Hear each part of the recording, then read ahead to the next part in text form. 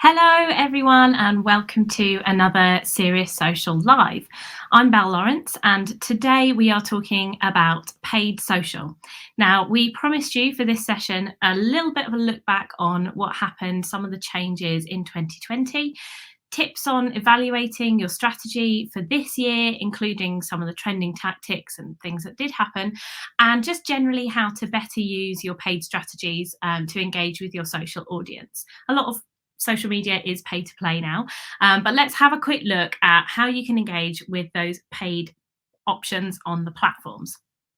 So, overall, ad spend in 2020 was up. Perhaps you're not surprised by that, but when I tell you it was up by a whopping 50% at the peak of the festive season in December, you'll notice that that's quite a big number. And this isn't set to change anytime soon. So, in the short term, of course, advertisers who were previously investing in what could be termed as traditional media, maybe TV, out of home radio, they'll be moving their budgets online. And as that's proving successful and they start to get used to it, they'll continue to invest and scale up. Then, when the market does come back or it does change a little bit, they're likely to keep that online spend and then have and be able to invest more in some of the out-of-home radio, etc. formats. So we're not expecting the spend to dip necessarily. The other thing that has risen is CPCs, cost per clicks. Now, in 2020, there were some low CPCs that were to be had as the audience volumes exploded almost overnight. Everybody was online, but brands weren't ready for it. They weren't ready with the right messaging. Things changed too quickly. Budgets got cut. It was all a bit hectic, but they have caught up. And you can see that because costs are rising. In fact, they were up 10% during that same December period when it's shown that the spend overall was up 50%. So CPCs and ad spend go hand in hand because it's all about demand. When there's impressions to be had and people want to reach the right people, you'll be bidding against your competitors essentially. As an industry breakdown, just to let you know, CPCs that have gone up, alcohol has soared, beauty and FMCG food have all gone up in cost per clicks. Whereas things like automotive, fashion and retail as a whole have dropped. So that might seem a little bit more obvious, I guess. But when the world opens up again, it'll change again because where bricks and mortar, shops and retailers will start to then pick up the business again in those shops, people will be less reliant on selling products online. So they'll be less reliant on digital revenue. But again, if they've optimized all of their paid spend and it's working for them, they're not going to stop spending altogether. So just bear that in mind. In 2021, you may need to factor a rise in the CPCs into your campaign planning. So look at how it's going to affect your overall budget and what your return might be, and then be ready to optimize when things change, because as we know, they change really quickly, like overnight. So you have to be ready to make sure that you're getting the right CPCs, you're getting the right results. If you need help, we can help. I can give you more information on the breakdown of industry sectors. I can, kind of help you to see what you could gain from paid social, which platforms you should be on. So just get in touch. Now, looking at content or format types and trends. So it's no surprise, e-commerce and shopping formats are really rising. Every single platform is developing these hugely, and so much so that there's almost too many to mention. So it's best to kind of have a look through some of our blogs, look at our e-commerce blogs. We've also got a D2C webinar that we ran. So go and take a look at those. And if you are a D2C brand, try them out. In paid social, test and learn is really the way to succeed. Live streaming and video is the next one I want to talk about. Now, video in general continues to grow, but live streaming specifically is the one where we're seeing a lot of growth. Facebook and Instagram particularly are pushing this quite hard because that's where they're seeing that the engagement rates are. And what's interesting is that we're now hearing about shoppable live streams, kind of QVC style, and that's really growing in China. So it's only a matter of time before we start to see that coming more into our live streaming that we're doing day to day or that retailers are doing. Another interesting thing I noted is that using influencers is down, or rather it's reduced towards the end of 2020. It was seen to reduce. Now, it could be because there's a lot more influencers in the market, so to speak. Lots of people are online. They've been developing themselves as influencers over the last few months when they maybe haven't had a job, or they've been furloughed, or they're seeing it as a new avenue. So it's hard to judge whether that's like a real fact. But, technically that's what the reports are saying. And what's worth bearing in mind when it comes to influencers is that they're not going to solve all your problems, first. But second, there is a wide range of ways to work with influencers. It doesn't have to be the big celebrities and style icons or anything like that. In fact, you might find for your brand that micro influencers, very small influencers, could do more for you, possibly because consumers will trust them more, or they find it easier to understand what they're saying.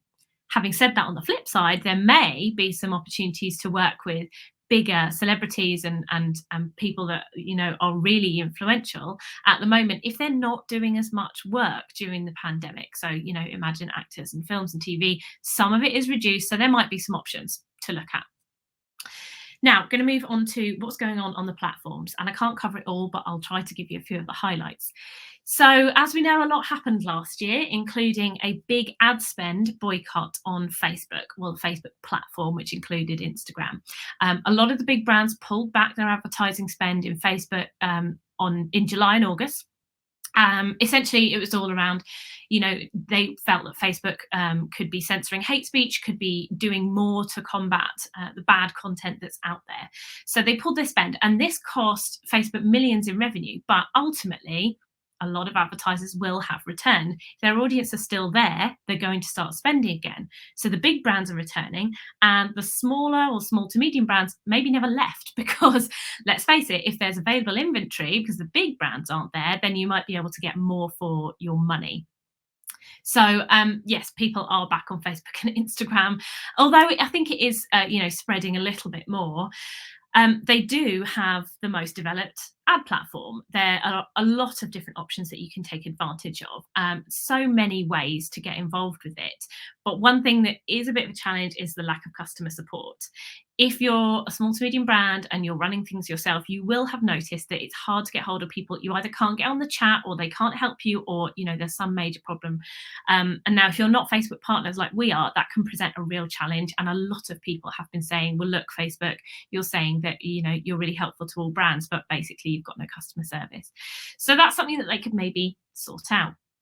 A couple of other things that you need to be aware of with Facebook is that they are rolling out ad limits. Now, it may not affect you directly, but small to medium pages that are spending under £100,000 a month, or dollars, I think, a month, they're limited now to 250 ads live at any one time. And as the investment scales up, then the number of ads scales up.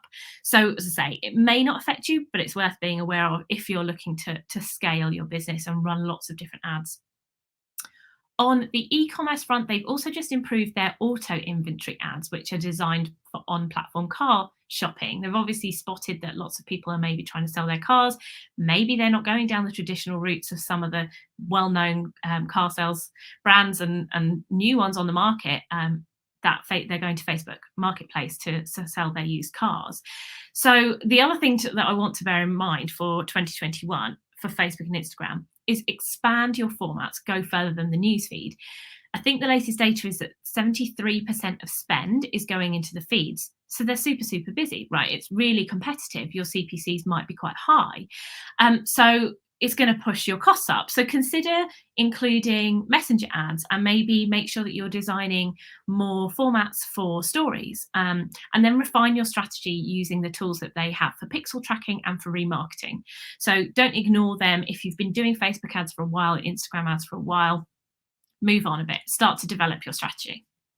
Now, Instagram, biggest update they made last year to the platform in general was Reels, but the real news, apart from them trying to compete with TikTok on Reels, is the shopping. So rollouts on e-commerce tools are coming thick and fast with collections, and Facebook Pay is evolving as well, which is allowing conversions on the platform.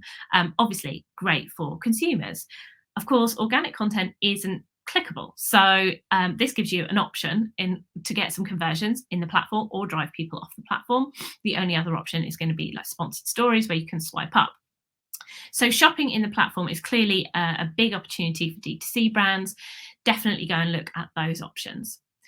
Bit of an update on Twitter, and the biggest thing that I've seen recently that I think is going to really help with paid is the frequency capping that's now available. So this is really important when it comes to finding the balance of how frequently you're going to target your consumers. You have to not be spammy. You can't send them lots and lots of ads, but equally, it's no good having only the budget to send them one ad per month. You're not going to get any ad recall. You're not going to get any penetration. So it's kind of pointless. So you have to find the right balance. We would normally say maybe 2 to 3 frequency within a few weeks would be adequate. But equally, if you've got lots of ad inventory, if you've got a big budget, and if you've got lots of different target audiences that you can group into ad sets, then you could push that frequency up if you want to kind of go out with a big burst. So it's great that Twitter have brought this in. And they're also talking a lot about what they're calling the 3 Rs: resonance, relevance, and recency. And the key one for ads is recency. Their algorithm works. You can't just load a couple of ads up and then set and forget. You do need to refresh your ads. So you probably need 3 to 5 fresh ads on a weekly basis to make sure that it's working at the optimum level. They also recently announced new partners for brand safety to avoid clashes with the content that's on the site. And I know a lot of advertisers will feel concerned about running ads on the site because it's a little bit more of an open platform. You could get pushback, backlash, comments, trolls, all of that. So it's really good to see that they're trying to make some effort to combat that kind of thing. Now, before I talk about TikTok, LinkedIn. Now, they're a little bit slower to develop their ads platform. However, I would say one thing that we think is great about their ads platform is the forecasting tool, which allows you to work out how much you should spend, how much you could spend, how many times you're going to reach people, the frequency levels, and things like that. So we really enjoy that. And one of the things it's going to allow you to do, and what I would say to start with on LinkedIn, is to start with the automatic bidding. And then if you want to improve, then you need to start doing manual bidding. Push your bid cost down, the bids that you're making for the impressions or the clicks, push it down to the level where it's still optimal, like you're bidding at the lowest amount and getting the results that you need. That's a key development that you can take into your strategy. Actually, one of the things that they are developing fast, shocked face, is their stories. Considering they only recently released them, they've just brought out the swipe up feature, and they're going to start testing ads in stories as well. So keep your eye on that. And then the third thing for LinkedIn is the products tab that they've launched. Now, this isn't necessarily linked to paid for everybody, but it will be interesting to see how companies start to use those product options to showcase what they do and what they can sell to people, because it obviously is always a challenge to drive people off a platform that they enjoy using. Any of the social platforms would be the same. So have a look at the products tab, see if it is going to be any good for you. So lastly, TikTok, newest on the block. What is the latest? For a start, they're developing their ads platform really fast, and it's a good ads platform. If you're familiar, you've used any of the other platforms in the past, you'll be okay with this. There's a lot of familiar tools, so you should be fine. There's also lots of videos about how to use it, so I'm not going to go into exactly how to use that. They've also just started a pilot of their shoppable product features, which is bound to take off. Again, with Instagram, all the shoppable features are really taking off. Fairly similar channels in terms of the visual way that people use it. So I can't see any reason why the shoppable products on TikTok wouldn't take off as well. If you don't know much about TikTok ads, there are auction options where you can buy impressions, but there are also premium branded options like branded challenges, for example. Now they're going to set you back a pretty penny, probably upwards of 100 grand, but there are other premium options from like 30 grand plus. But these are the ones that are really going to cut through. Now there are definitely impression ads, right? Go for them, start rolling them out. But if you're a brand, you're launching a new product, or you want to make a real impact, then take a look at the premium options for sure. We're about to start testing some impression-based ads for one of our clients, kind of against the costs of Instagram, see how they perform. So we'll be sure to let you know how that goes.